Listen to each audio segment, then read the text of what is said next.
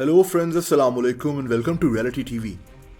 दोस्तों, किसी भी जेल में वक्त गुजारना बहुत मुश्किल होता है, लेकिन आप सोचें कि अगर किसी इंसान के चेहरे पर एक मास्क पहनाकर इसको 34 साल तक कैद कर दिया जाए तो इसकी क्या हालत होगी। ये कहानी ऐसे ही एक इंसान की है। इसे तारीख का पुरस्कार तरीन कैदी भी कहा जाता है। इस पर एक फिल्म भी बन चुकी है जिसका नाम the man in the iron mask था।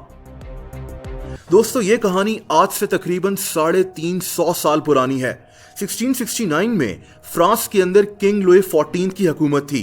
फ्रांस में एक जेल थी जिसका नाम फोर्ट्रेस प्रिजन था। इस जेल के हेड को किंग लुई की हुकूमत की तरफ से एक खत मौसूल हुआ। इस खत में लिखा था कि इस जेल में एक नए कैदी को भेजा जा रहा है। ऐसे खत मिलना आम सी बात थी, लेकिन इस कैदी के साथ जो सलूक करने का हुक्म दिया गया था वो बहुत ज्यादा अजीब था। इस जेल का हेड ये हुक्म देखकर हैरान रह गया। दोस्तों, खत में हुक्म दिया गया था कि इस कैदी के लिए एक खास जेल तैयार की जाए जिसके कई दरवाजे होने चाहिए। इन दरवाजों से बाहर ना तो इस कैदी की आवाज जा सके और ना ही ये कैदी किसी भी इंसान की आवाज को सुन सके।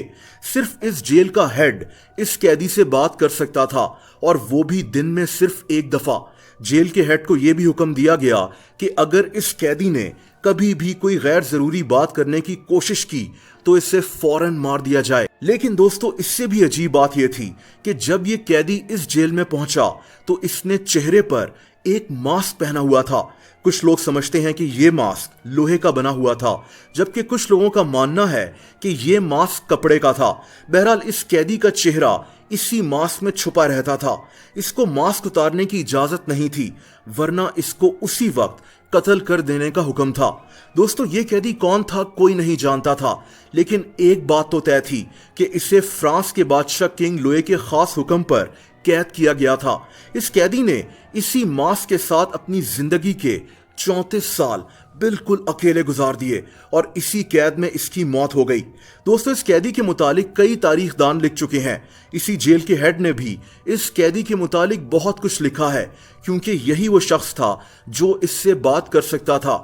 लेकिन आज तक ये पता नहीं चल सका कि ये पुरस्कार कैदी था कौन और इसको इतनी अजियत क्यों दी गई थी। लेकिन इसके मुतालिक 3 कहानियां मशहूर हैं। दोस्तों, पहली थ्योरी ये है कि ये कैदी दरअसल फ्रांस के बादशाह किंग लुई का जुड़वा भाई था।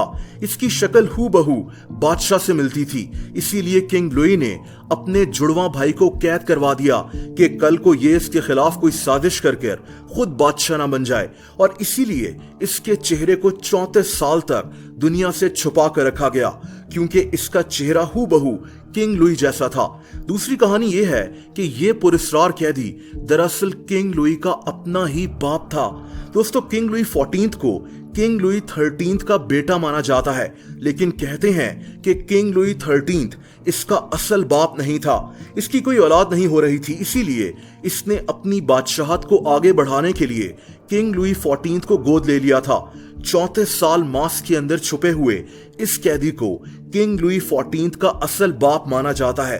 कहते हैं कि ये आदमी पैसों के लिए अपने बेटे किंग लुई को धमका रहा था कि ये लोगों को इसकी असलियत बता देगा कि ये इसका बेटा है। तभी किंग लुई 14 ने अपने ही सगे बाप को कैद करवा दिया।